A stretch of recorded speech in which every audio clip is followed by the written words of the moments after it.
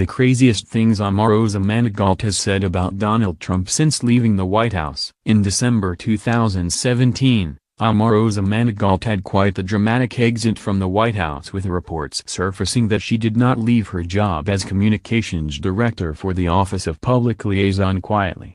Following her departure, she was very vocal as well and said she had quite a story to tell about working in the Trump administration. So, we knew that when she settled into the celebrity Big Brother house, she would likely tease a few tidbits about what went on in the West Wing. However, she went even further than expected during her time on CBB and dropped some major bombshells. Manigault dished on everything from staffers sleeping around to what Trump does in his underwear to why Americans would be sorry if the president was impeached and Pence took his place.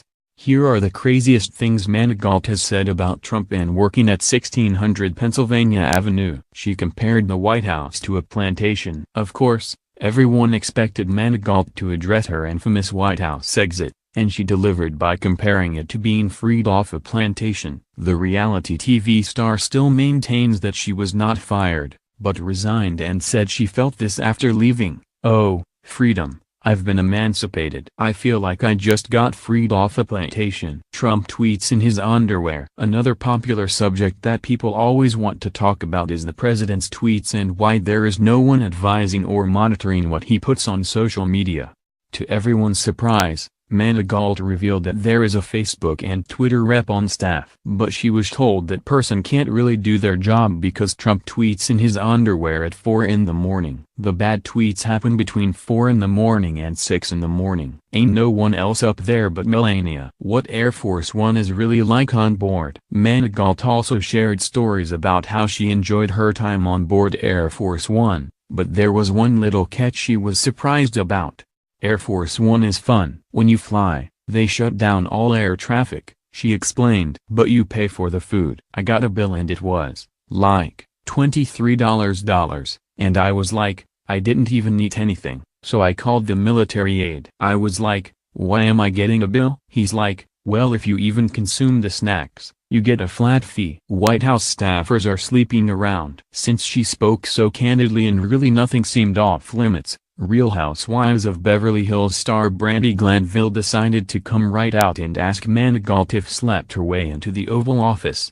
Hell no. Of course not. Brandi, that's horrible, Omarosa exclaimed, before adding, there's somebody in the White House that's sleeping around with everybody, but she is not me. I've never had to do that. When Glanville commented that she asked Manigault if she ever sexed with her former boss because Trump really seemed to like her, the former Apprentice contestant replied, I'm just ratings gold. She was attacked while trying to reason with Trump. When Ross Matthews and Manigault were chatting about Trump, Matthews wanted to know if there was anyone in the White House who would try to steer the president the other way whenever he did something outrageous. Manigault claimed that she tried to do that before, but was immediately shut down by others in his circle. I tried to be that person, she said as she started to get emotional. And then all the people around him attacked me. It was like, keep her away. Don't give her access. Don't let her talk to him. Vice President Mike Pence is way worse than Trump. Something else Manigault discussed with her CBB castmates is her feelings about Vice President Mike Pence, and they aren't positive. She warned them that things would be far worse if he was the commander-in-chief. As bad as you all think Trump is, you would be worried about Pence, she told them, before elaborating by saying, everybody that's wishing for impeachment might want to reconsider their life. We would be begging for the days of Trump back if Pence became president. He's extreme. I'm a Christian, I love Jesus, but he thinks Jesus tells him to say things. It's scary. Manigault would never vote for Trump again. Apparently, knowing what she knows now has opened her eyes to how things really are, and according to her, the country is not going to just be alright. It's gonna not be okay. It's not. It's so bad, she claimed. And, when asked if she would vote for Trump again, Manigault responded, God, no, never. Not in a million years, never.